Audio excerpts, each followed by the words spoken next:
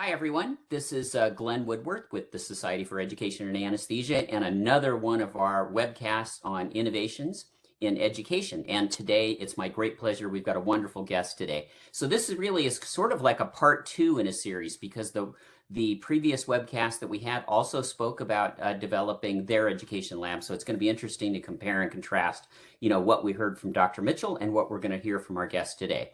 And I'd like to introduce her. She is the wonderful Holly Caretta-Weyer, and she is the Associate Residency Director for Emergency Medicine and the Senior Scientist in Precision Education and Assessment Research Lab at Stanford. That was a mouthful.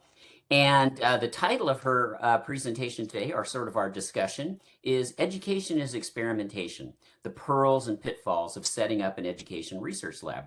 Oh, I see we just got a dog that walked by. Oh, like right on the bed. She Perfect. always knows when I'm talking to somebody. She has to make an That's appearance. awesome. She is so cute.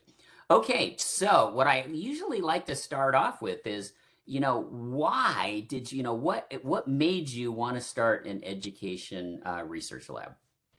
Yeah, so for us, it was really that we had kind of this coalescing of individuals within our department who were interested in doing education research and had a fair bit of expertise. And we had trainees going to each of us individually. We were each working on our own individual projects. And we were like, actually, could we be better together? Meaning, if we formed kind of this collaborative, could the three of us, so initially is Mike Gisandi, who founded the lab with myself and Stephanie Seebach-Sire, who's an education research PhD.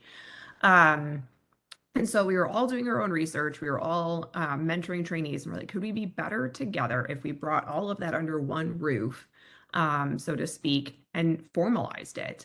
And every time a trainee had a project, they would come to the lab, and the three of us, to start, would hear them present what they were looking at. We would give them feedback, and we would think about what the best mentor structure would be for them.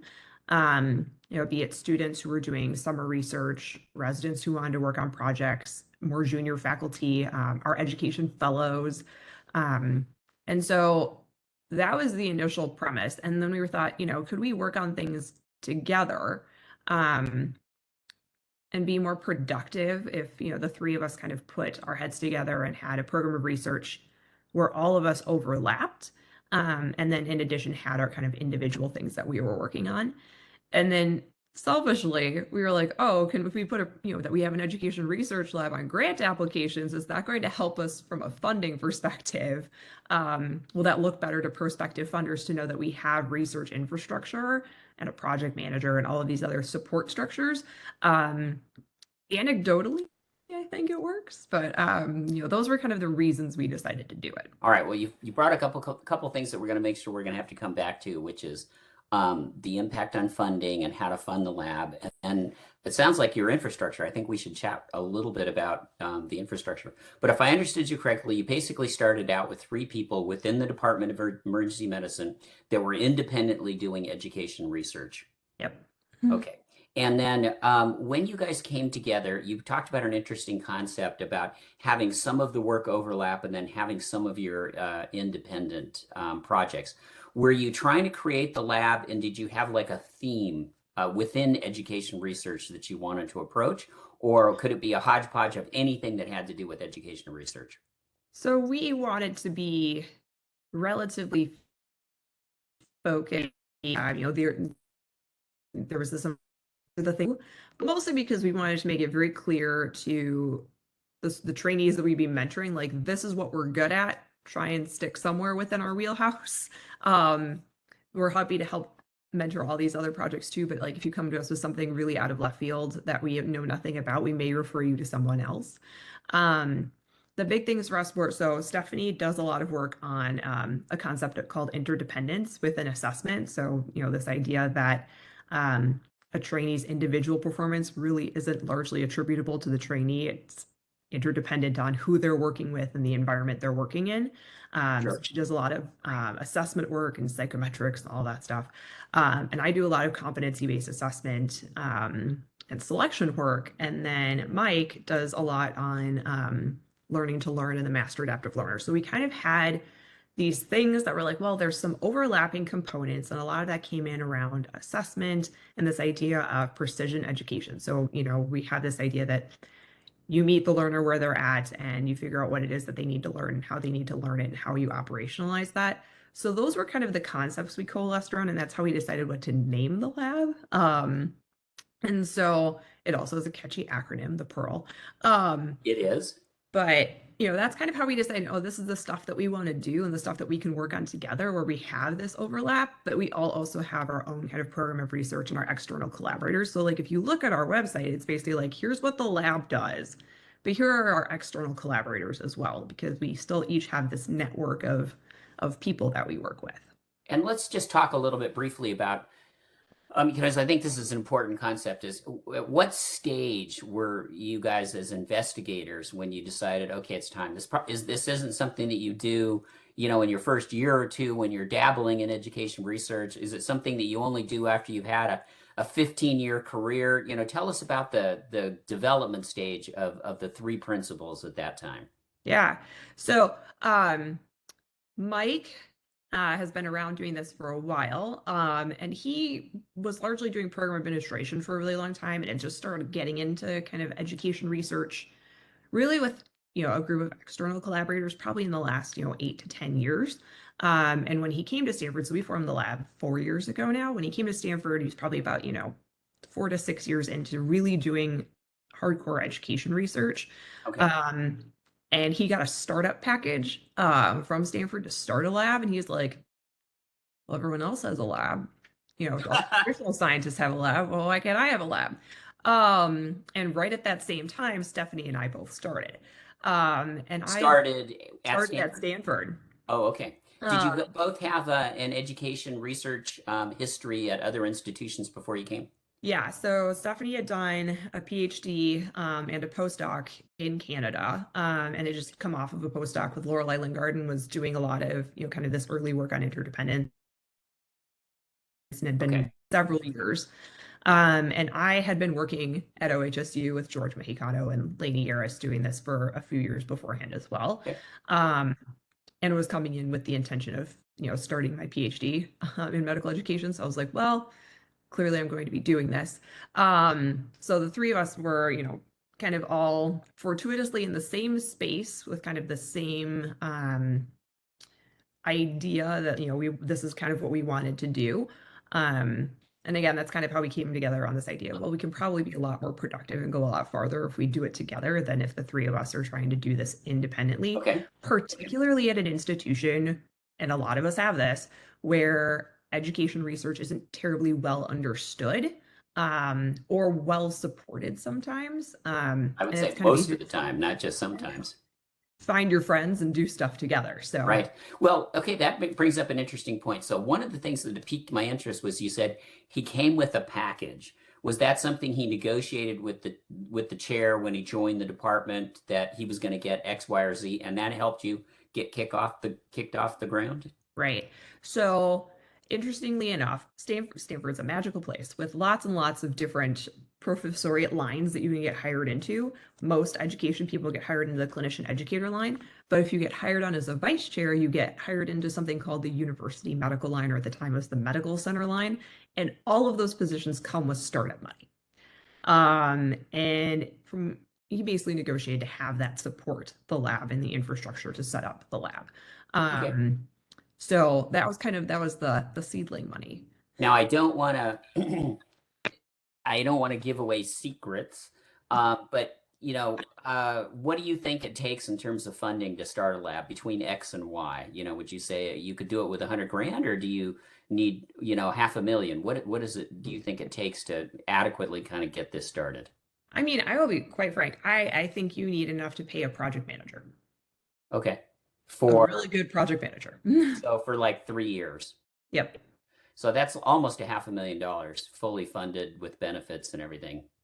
I mean, yes. How you fund that project manager, be it through negotiating with your department, negotiating with the institution. Lots of institutions have seed grants. Those seed grants can be built into bigger grants. I mean, any way that it comes. Or my personal favorite, which is what we actually did to hire our project manager, is when I got my big AMA grant, we asked the department to hire a project manager in kind. Perfect. Um, so Okay. that's also a good way to parlay, the success of all of this other stuff is dependent upon me having this person to make sure that things aren't falling through the cracks.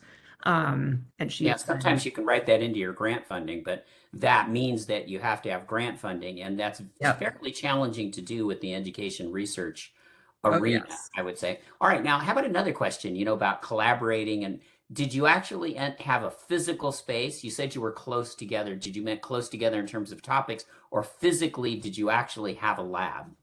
So close together in terms of topics. We have no physical space. We tend to have our meetings at a bar. Okay, I like it, but probably very Full creative and transparency, innovative. we are a cocktail, or last one was at a winery. Nice. Would definitely recommend having your lab meetings with food and beverage. Okay, well then, so what infrastructure do you think you need in a lab? So you mentioned a project manager was key. Maybe you should come back after you sort of overview what infrastructure you think to get started, and then maybe talk about it sounds like that's a key role. Maybe you could elaborate on the role of project manager. So Well, we what didn't have, infrastructure do you think you need? I mean, we didn't have a project manager when we started. It was really just the three of us. I think our first meeting was in a hotel bar. And we wrote out what the lab was going to look like on a napkin. And we said, these are the roles that we're going to have. This is how we're going to work together. These are going to be our key priorities. And then, who do we want to hire? We actually started with under the guise of like, well, it's going to be the three of us and our trainees. And then we want to hire a postdoc or two. That was actually our initial plan, was we weren't going to hire a project manager. We had no idea what we were doing, to be quite frank. We're like, oh, we can hire a postdoc or two, like people who want to work with us in the lab and work on the topics that we're working on, who can spend, their full time doing the research and support, having our support, but also supporting the trainees, kind of having this milieu, like pretty much every traditional basic science lab out there. Uh-huh. And so we put in an application for funding for a postdoc, and then COVID hit and that fizzled. And we basically had this idea that, well, we have a couple of grants now in the lab. Stephanie has a couple and I have a couple. We're really in need of a project manager. It was actually externally suggested by one of my funders that we should have a project manager, which is where the idea came from. So I'm embarrassed to say that because I was like, we really should have thought of this. Um, Well, but in the particularly if end, you're I doing mean, multi-institutional projects and you have large projects based on the fact that they're funded. So yeah, I can see how that would be very important. What was the role of this project manager? What did they, what critical problems did they, critical things they help you overcome? oh my God. So any interfacing with the research management group grants office at your institution should be handled by your project manager. Um, I'm really good at making sure that the money is going where it belongs, but there are so many institutional nuances around who do you talk to, when do you talk to them, how do you ensure the contracts are correct, that people are on top of things. It saved me from having to call the grants office all the time. It saved me from having to coordinate meetings with all of the people who were involved in each of our projects. She keeps track of every single project, every single person. She puts together um, like agendas for meetings, surveys. I mean, she's run all of our Delphi studies. Um, like, I would die without her probably. Um, I want I one. think I want one. I know it's amazing. The other piece of this is I hired someone who had qualitative research expertise. So she's also very good at checking to make sure interviews are done properly. She interfaces with our transcriptionist. She'll double check things. Like she's run focus groups before. Um, I think hiring somebody who has adjacent expertise to the things that you're doing is also helpful because like a lot of times you're going to hire a project manager and that project manager has aspirations beyond being your program manager or your project manager. So being able to provide them with a skill set and mentor them as well is also very helpful. Yeah, that sounds great. I'm a little worried though, because it sounds like you guys came with major funding. And I would say that's uncommon for at least the Right. people that want to get started. I've been doing this for a long time, and I did get a couple of grants, but they were like fair grants. They weren't. Um, you know, I probably I could have used them to start at the time when I got them. It could have been a good seed to get started. But I'm a little worried that you're able to do your project with quite a bit of funding. Yes. Again, I don't actually pay our project manager, and her salary does not come out of the lab budget. Hmm. Um, but that was a negotiation that we had, with our department chair to say, like, we brought in funding, therefore we need this person. Technically, only 0.5 of her time is for us, Right, I see. as our project manager. Um, For those that don't know that might be watching the podcast, a lot of times when you get your grant from whoever it is, I mean, your organization could charge a lot of overhead. Um, and amazing none of what no, they like, charge you for everything. Yeah. yeah, there's no education grant that comes with indirects. So you Okay. have to have a very supportive department that's like, I will pay your X% tax um, to the grants office for the overhead of managing this money you brought in. All right, let's clarify that for the junior faculty that might not know what you're talking about. So talk Yes. about directs and indirects, what your grant funding was able to pay for, and what you had to negotiate with your chair for. So direct costs are basically you put it in the budget for the project and it's paid directly from the funder to you to do the work. Like Indirect if you costs. needed, if I was doing an anatomy project and I needed X number of cadavers, I could include that as Yep, a direct cost in my exactly. grant. Right. So, like, we're building a dashboard.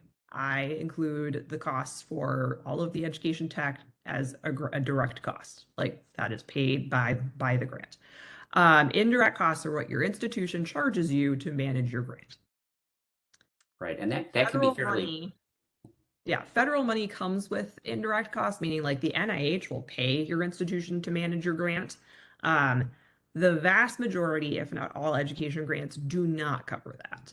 And so your department has to agree to cover those indirect costs. So that's basically like the time that it takes somebody to, write the contracts for your co-investigators, the time it takes for somebody to figure out how to funnel your money to the people you're working with outside of your institution, reimburse your travel, write your data use agreements, all of those things that your grants office does, keep the lights on, print paper, I don't know.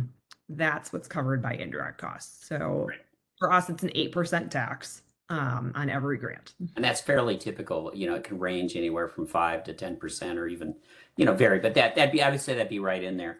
Um, so it's chairs, my impression, not being a chair, I'm just a peon. But I think some of the things, the metrics that they use to measure themselves against other departments and other chairs, one of those lines is the amount of funding that they have. And so therefore bringing in grant money and funding actually is a good thing and looks good, for your department and for your chair when they're comparing each other's muscles and, whatever. I think the amount of funding that they have is important, or the number of funded faculty. So I think that's good. So what did you think were the sources of funding that you were able to access, or that you thought are rich sources of funding for education research? What advice would you have for our junior faculty out there? All right. So as a junior faculty, I'm gonna speak to you very frankly. You don't have to have funding. You absolutely do not. I have multiple collaborators, multiple friends who have no funding, and are very, very successful in this space. Um, Several of them I work with all the time. Many of them are on my grant. Like, it is very, very common to have no funding. Like, not getting grants is not a reflection of like failure or anything on your part. Like, that's normal. That's good comments. It's just one of those things where you then want to find a department that's going to be very friendly to helping you with probably small amounts of seed money and or support. So an assistant, a project manager, somebody who they pay for, at least part of their time, 0.25, 0.5 to help you with the projects that you're doing. Because a lot of education research doesn't necessarily require a lot of money. Like, you can probably, like, aside from the ed tech stuff and the salary support, like, I spend very little money on the work that I do. Sure. Very little. I Yeah, mean, a if lot you of were it's going to run, subscription for yeah, a lot of qualitative these, research, and that's it. right, a lot of these studies don't require a lot of funding. In fact, I'd say 80% of the educational research done out there is done without funding. So Correct. it's not a requirement. But I was thinking in terms of spinning up a lab, though, probably Yeah. beneficial to have some funding. That is probably going to take a little bit of funding, be that internal or external. So you can always talk about there are a lot of departments or schools that have seed grants, and those can come from an education collaborative. They can come from all sorts of interesting places.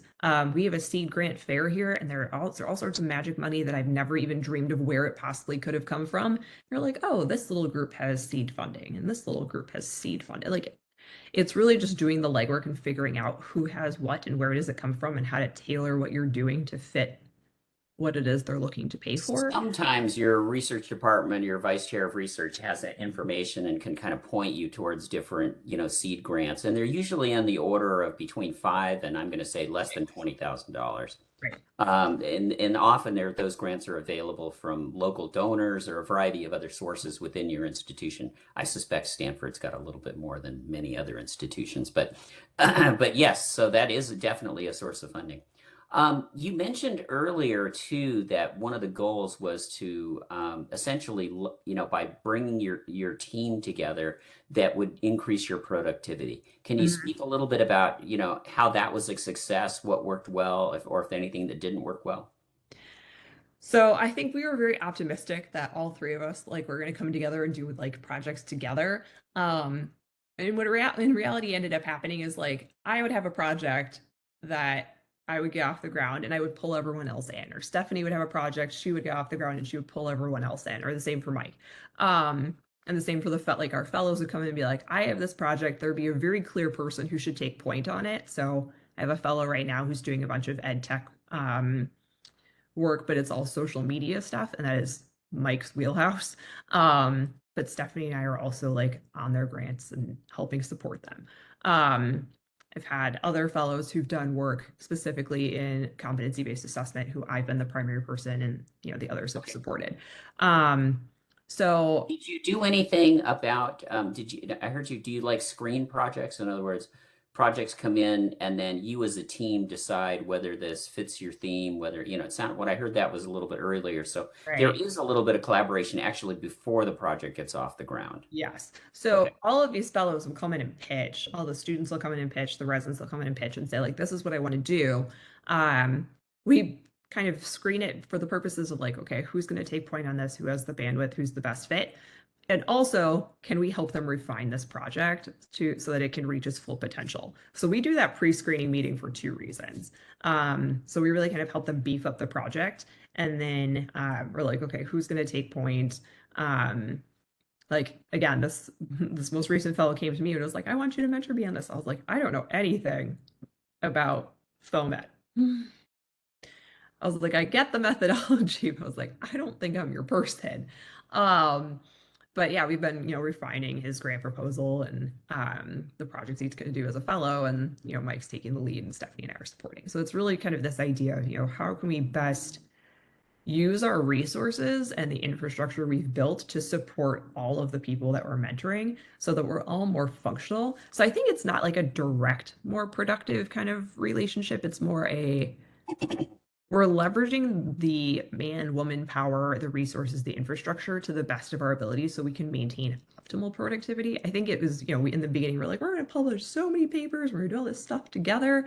There's only so many hours in a day. And I think the lab is really just provided this really robust kind of infrastructure and way of thinking about things, which has been Yeah, you've got very good helpful. people to consult with and can take advantage. And also you are on each other's papers. Yeah. So from that standpoint, it does increase your productivity a little bit. Because you look at, very highly productive people and they all publishing 20 papers in the year. There's just no way that one individual can do that. I mean, basically you have to be working with lots of other people and they're Mhm. doing the lion's share of the work. But you're contributing, of course, but there's no way you could do it yourself. Yeah. If you're taking lead on more than like 5 to 7 papers a year, unless you're Teresa Chan, like I'm worried about you. Yeah, five would be a lot unless you were, unless you're more than zero point 0.2 of an FTE Right? Unless you doing don't research. sleep, like Yeah, yeah, it's tough. Well, let's kind of open it up a little bit and talk a little bit about what you said, pearls and pitfalls. So I've been asking some questions, but you might want to bring out what some of those pearls and pitfalls are. Let's talk about that a little bit. yeah. So I think the biggest pearl for me, again, is this idea that all of us are busy. All of us are really interested, I think, in doing education research. There's no like lack of enthusiasm. I think it's more the activation energy and the infrastructure to support it. Um, and for me, if you're going to form an education research lab, like that's the reason to do it. It's to coalesce your resources and build that infrastructure such that you and your like-minded peers, collaborators, friends, et cetera, you want to work with are all doing this in like a same, not physical space, but mental space. Um, and you have like a rich set of, this is what we're about. These are the guidelines. This is how we're going to work together. And you stick to that. I So think that that's a pearl, is having that initial sort of agreement on how the lab is going to run. What kind of rules or guidelines did you put in place for your lab? so when the three of us sat down, basically we talked about our rules. We said we were going to meet every week at the same time. And we were going to talk through projects and we were going to hold each other accountable. And we basically said if something wasn't working, we needed to be open, honest, transparent about it and bring it to the group. Um, we had rules about writing together, basically, that we were all going to put each other on each other's papers if we all contributed. Um, Trying to think what some of the other ones were. This was literally at Vegas in a conference on a napkin. Have those rules changed since that initial setup of it? Yes. Oh, Oh okay. yeah. So that's how I'm getting to the pitfalls. So there's a pearl, there's a pitfall. Okay. Those rules will change. You will be so optimistic at the beginning about how things are going to be, and like you're like, I'm working with my friends. This is going to be so fun. We're going to do so much cool stuff. And then life happens. And you have to be flexible. So the big thing is, as far as pitfalls, we don't meet every week anymore because we don't have time for that. And frankly, a lot of times we were making up things to meet about. So if you don't have things to meet about, don't meet. That being said, don't let things languish forever because you will get, when life happens, you will back burner this. The same way each of us, when life happens, we're like, oh, I'm going to tend to all of the fires and I'm not going to write. Like if that doesn't happen to you and I'm the only one, I'd be shocked. I consider that actually one of my major roles on projects is I am keeping the project moving forward. It's just so easy for a project to languish at any stage.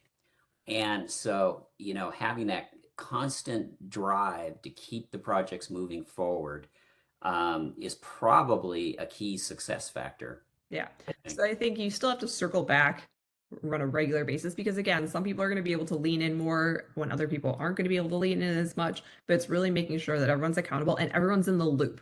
Like it can't be like, oh, one person knows the things and the other people don't. It's really making sure you have a lot of transparency. So we moved the lab onto Slack. I'm sure there's going to be some Slack haters out there who are cringing. I was one of you. It's okay. I think having that like open communication, a repository of where the things go, so you have access to them, is really helpful. And again, really good for accountability because I think that's the thing that gets lost when you're like, actually, we can't meet every week. Maybe we do this every other week or once a month, but you can't let things languish in between then. So keeping each other accountable asynchronously, and then when you meet, having a really robust, productive meeting. I think that's really helpful.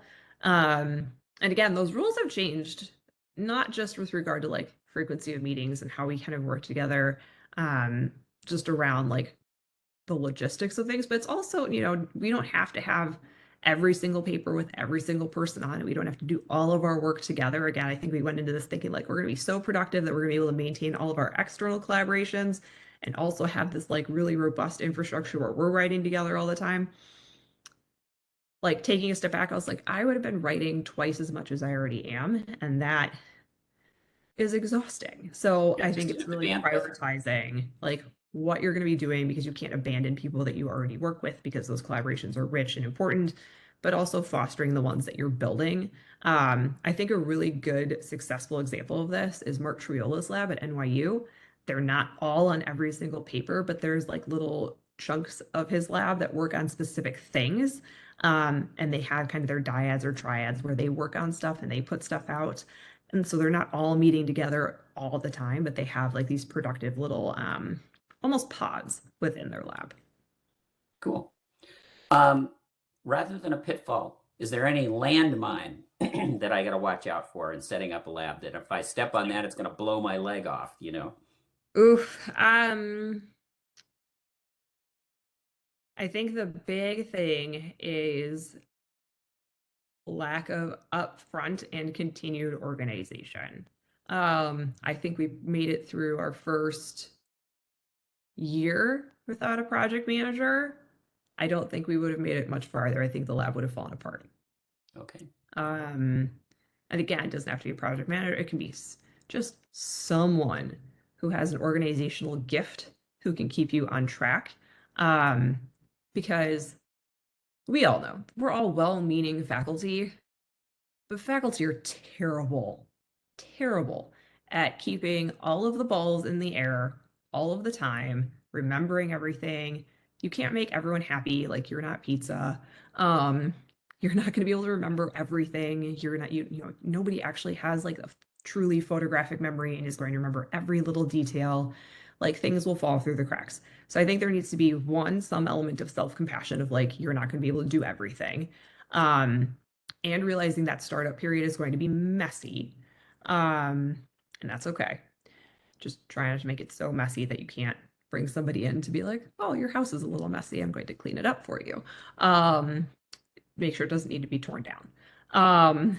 And having somebody come in to really kind of take on the organizational piece, because again, you may not have funding when you start. You're like, this is something I'm super interested in doing. I need support. Where is that support going to come from? Have that conversation, acknowledge what needs to happen up front, and then work towards making it happen. Again, it may not happen immediately. It may be some delayed gratification of like, we prove that this can work. What does that mean? What does initial success look like to whoever it is that you need to prove it to? And then that person gives you the little pile of money you need to hire somebody to, you know, for X% time to help make sure you don't burn your lab to the ground. Now, you're a little bit unique in that you have an education fellowship. So there are two pieces of that because they can be critical infrastructure to the lab. Yes. Right? I mean, they're They worker make us look bees. very productive. Yes, and they really help. So, how did you end? Is that a difficult thing to try and get an education fellowship at an institution? Do you have to basically go to your chair and get them to fund it? Yeah. You know, and right?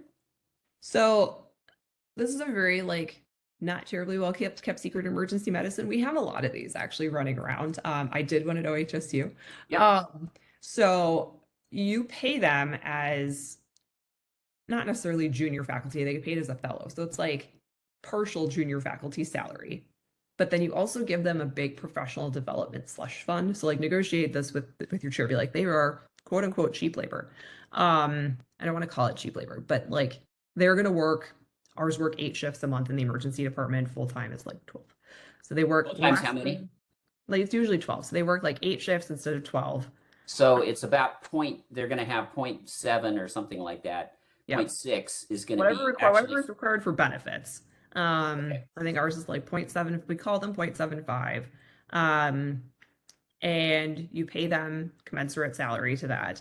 And then you give them a professional development fund. Ours is $25,000 a year for 2 years to get a master's degree. Most of our fellows don't spend all of that, but you give them money to do professional development. So to your chair, it's actually an attractive option because they staff the department. They don't cost quite as much as a full-time faculty member. Are they really paid at just a fellow rate? I mean, you know, like the GME, so they're actually a GME formal We don't fellow. pay them GME money. Okay, so they're not a GME or a It's not an fellow. ACGME accredited fellowship. So Right. for Okay, us, you can pay them whatever Department you want for then. Academic Emergency Medicine accredits them. Got it. But Okay. you don't even have to have an accredited fellowship. You can just say they're a fellow. Here's what we're going to pay them. But also they get buy down on their clinical time and they get this professional development fund. So really Right. they're getting protected time to do, in our case, education research. Right.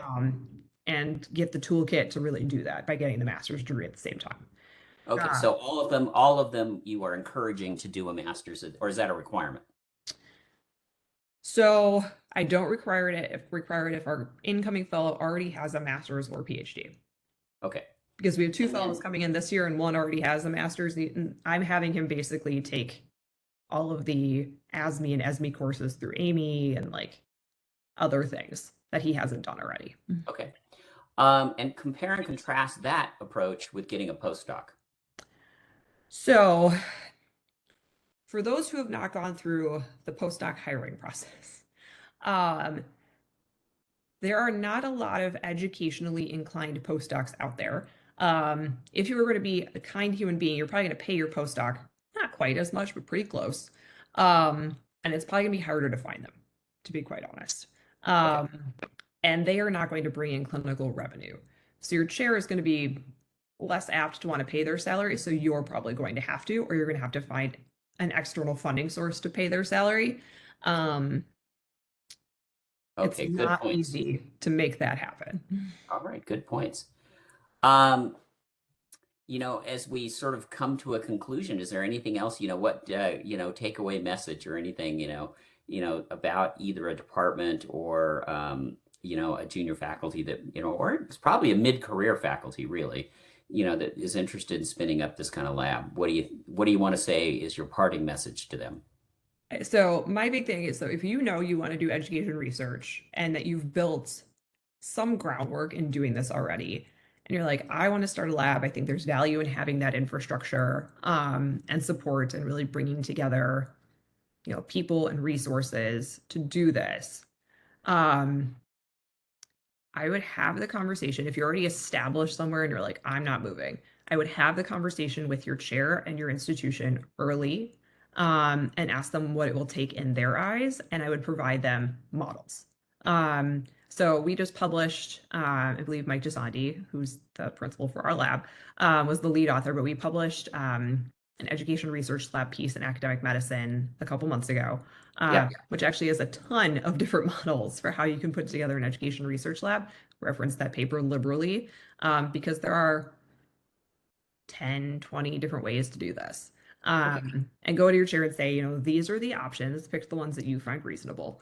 Here are the 3 options of how I can put this together. Here's the resources I will need for 1, 2, and 3. And obviously do the negotiation thing where you pick the one that you want is in the middle. And present it to them and say, like, here's what I'm after. If you're going in to negotiate for a new job, find supportive people because there are institutions that are going to be very supportive of this, and there are going to be institutions that are not. And ask the hard questions. Maybe the department's supportive, but ask, like, what are the institutional barriers to doing this? What are the headaches that I'm going to run into? And then decide if those are headaches you're willing to live with or if they can actually be overcome. Because doing this after you've already established yourself somewhere and you have to live with the headaches that you've inherited is a little bit less fun. It's doable. Certainly, we're doing it. But I think you have a lot of negotiating power that you don't know that you have when you're looking for a new job or when you've already established yourself and you're productive already. Yes, that's true. Yeah, then you have a little bit more of an opportunity, probably in this day and age too, where faculty are hard to come by Yes. in institutions. So I think faculty have a little bit more leverage now, honestly, to say both within moving and in staying in their own department. Hey, if you really want me to stay, then I'm going to need this to be able to try and turn this lab on or something. But Exactly.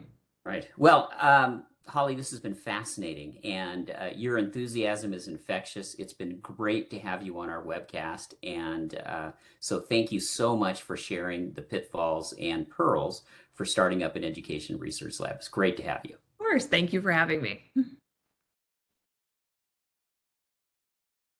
Okay,